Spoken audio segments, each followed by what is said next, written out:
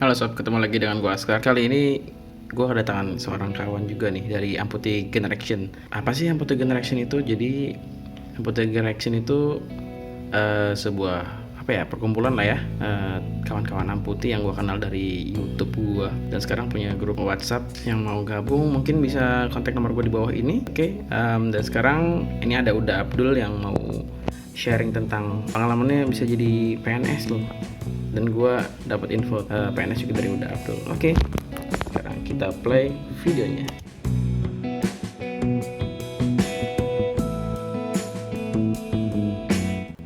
Halo kawan-kawan, kenalkan saya Abdul, biasa dipanggil Uda karena orang Minang. Saya amputasi karena kecelakaan lalu lintas 2015 lalu. Sebenarnya bukan amputasi sih, tapi istilah medisnya itu disartikulasi. Karena tibia fibula saya itu dilepas dari sendi lutut. Secara teknis nggak ada tindakan pemotongan tulang ya, tindakan medis pemotongan tulang. Waktu kecelakaan itu tibia fibula yang kecil belakang mana sih? Pokoknya yang tulang yang gede di depan itu cuma sisa 7 cm. Dokter bilang sih dilepas aja biar nanti bikin kaki palsunya lebih enak, kalau jalan lagi lebih nyaman gitu. Dan ternyata dokternya bener. Kalau waktu itu dokternya mutusin pertahankan tibia atau fibula yang nyisa 7 cm itu, mungkin OP bakal kesulitan ya bikin soket buat saya.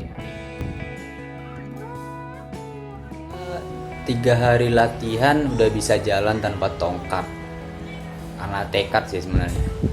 Dulu itu kalau ngomong nggak enaknya kaki palsu itu, saya suka risih kalau orang-orang pada liatin. Terus belum lagi yang kepo suka nanya-nanyain padahal nggak kenal.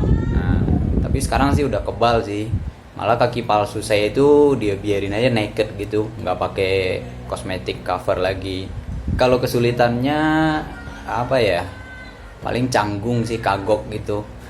Karena bukan bawaan lahir ya, jadi di otak itu masih berasa ada kakinya, kaki yang asli itu pemberian Tuhan, padahal udah diganti itu. Nah, performance-nya kan nggak sama tuh kayak yang asli, apalagi pas buru-buru tuh. Ini otak udah pengen lari-larian, taunya nggak bisa, karena knee joint saya itu nggak didesain buat jalan cepat atau lari, jadi cuma tipe yang biasa, yang buat jalan biasa aja. Ini dia kaki palsu saya. Knee jointnya itu tipe 4 bar ya, ada springnya ya, pair gitu, produksi Hong Kong, sama tube-nya. Kalau telapak saya itu pakai Autobox single axis. Udah bisa dilihat ya, dekil begini. Jadi karena single axis dia lumayan empuk nih dipakai jalan. Kalau soket saya itu masih pakai yang soft socket, belum pakai silikon liner ya. Mahal sih itu emang.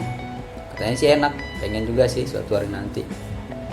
Sengaja saya itu nggak pakai kosmetik cover kayak betis gitu. Ya biar aja orang-orang pada lihat. Buat saya sih kalau palsu ya udah palsu gitu. Tapi bukan berarti pakai kosmetik salah ya, itu selera masing-masing sih sebenarnya.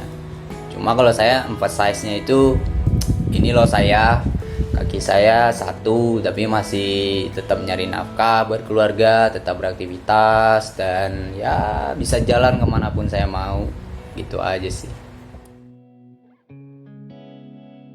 Dulu saya karyawan swasta, perusahaannya itu inisialnya kesebut ntar sensor aja ya Mas Askar ya. Tahun 2017 itu setelah 2 tahun pasca amputasi saya join kementerian yang sekarang tuh dipimpin sama Mas Menteri Nadiem Makarim. Saya dulu nyari infonya online semua sih, Google. Makasih Mbak Google. Kalau kita lihai make Google itu sebenarnya banyak dapat manfaat kok. Cuma kalau nggak hati-hati ya sesat. Ada jin ifrit misalnya. Pernah sih dulu saya itu nanya-nanya sama orang, tapi kok ngerasanya itu malah kayak dipatahin gitu. Udahlah, syukuri aja pekerjaan yang sekarang. Jangan terlalu berharap, ntar kecewa, bla bla bla bla. One eternity later. Waktu itu nggak cuma cambil SK sih ke Jakarta, tapi diajak diskusi juga. Ya ngobrol banyak hal lah tentang disabilitas. Alhamdulillah itu tahun berikutnya perekrutan CPNS untuk difabel itu udah makin banyak ya perbaikannya. Jenis disabilitas itu mulai spesifik, dimintanya dijelaskan sesuai dengan kebutuhan formasinya, dimintain surat keterangan tingkat disabilitas dari dokter spesialis. Terus ada, kalau misalnya ada kriteria khusus tertentu itu klausulnya jelas dan detail. Yang paling penting itu kuotanya 2% dari seluruh formasi yang diterapkan. Itu amanat ada undang-undangnya ya, ada payung hukumnya lah itu tentang 2% itu. Ya memang masih kecil, tapi itu udah improvement banget. Mudah-mudahan nanti naik terus 3%, 5%. Kalau kita lihat perkembangan teknologi nih, sekarang kan semua udah serba computerized ya. AI lagi berkembang pesat. Semua udah otomatis, semua otomasi semua. Bisa jadi nanti nggak ada lagi jalur khusus difabel. Kita bisa ngelamar formasi apapun yang tersedia dan bersaing secara fair dengan kawan-kawan non difabel. Karena teknologi itu salah satu tool paling ampuh buat memangkas gap antara difabel dengan non difabel. Kalau pekerjaannya menggunakan teknologi, mau difabel atau non difabel kan bisa. Makanya yuk kawan-kawan difabel, upgrade skill kita. Kalau perlu tambah skill baru. Ya tingkatin sell point kita lah biar naik. Saya beruntung ya, sangat beruntung malah. Di kantor itu saya bertemu orang-orang hebat, orang-orang yang baik banget. Saya itu sampai nyaris gak ngerasa bahwa saya itu difabel. Gak ada dispensasi khusus apapun kalau terkait kerjaan. Tugas saya ya sama dengan teman-teman lain yang jabatannya sama. Bukan karena gak toleran, tapi justru saya malah menerima itu sebagai bentuk toleransi dan solidaritas sebenarnya. Saya yakin gak ada kok difabel yang pengen dianggap berbeda, malah pengennya dianggap sama, setara sama yang lain. Saya malah senang diberi tanggung jawab yang sama, karena hak yang saya terima kan juga sama mereka. Waduh, jadi motivator itu berat ya. Sering bilang, ayo keluar dari zona nyaman, tapi dia sendiri bertahun-tahun masih aja jadi motivator.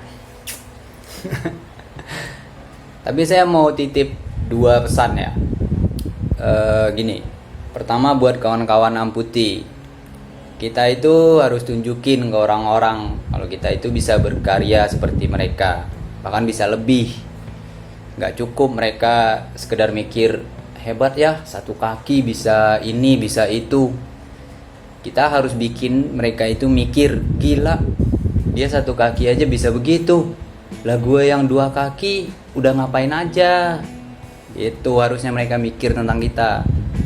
Kedua, buat kawan-kawan non difabel, jangan pandang kami berbeda, jangan kasihani kami, tapi beri kami kesempatan nunjukin apa yang kami punya, dan bersiaplah untuk terkagum-kagum. Buat kawan-kawan yang mau lihat aktivitas saya, boleh main ke IG saya ya, Amputi Father, udah ada di deskripsi di bawah. Makasih ya Mas Askar. Ntar abis pandemi ini usai, kita ngopi-ngopi lagi. Sementara waktu sebisa mungkin kita stay at home dulu. keluarnya kalau emang benar-benar penting aja. Oke, sekian, sampai ketemu lagi kawan-kawan semua. Oke, itu tadi cerita dari Uda Abdul, dan semoga kawan-kawan juga bisa mengambil inspirasi dari video ini. Untuk kawan-kawan yang belum tahu Amputee Generation itu apa, nanti bisa main-main ke Instagram Amputee Generation. Tekan tombol like jika kalian suka, tolong dibagikan, dan juga jangan lupa subscribe-nya dan aktifkan tanda lonceng di ujung itu. Oke, sampai ketemu lagi. Bye-bye.